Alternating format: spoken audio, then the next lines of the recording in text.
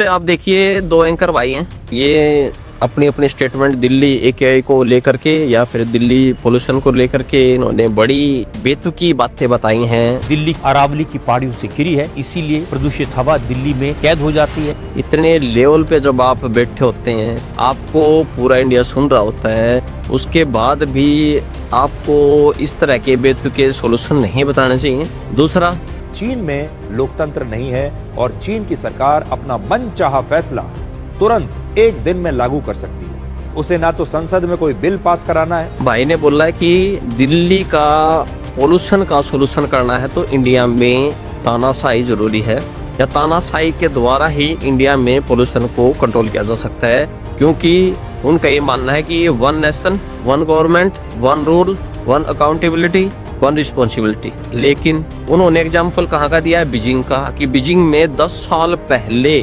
बहुत ज्यादा पोल्यूशन था, लेकिन वहाँ की सरकार ने वहाँ का पोल्यूशन खत्म कर दिया है। तो भाई को मैं बता दूं, चाइना के अंदर जब भारत आजाद हुआ था, उसके जस्ट 2 साल के बाद ही तानाशाही सरकार है, यानी कि वन पार्टी रूल है वहाँ पे। जो साम्यवादी कंट्री होती हैं, जो कम्युनिस्ट कंट्री होती हैं, वहाँ पे वन पार्टी रूल ही रहता है, जैसे चाइना के अंदर भी है। दूसरा, अगर वहाँ की तानाशाही या एक पार्टी रूल होने के बाद भी बीजिंग में पोल्यूशन हो सकता है, तो तानाशाही सरकार ने पोल्यूशन होने कैसे दिया?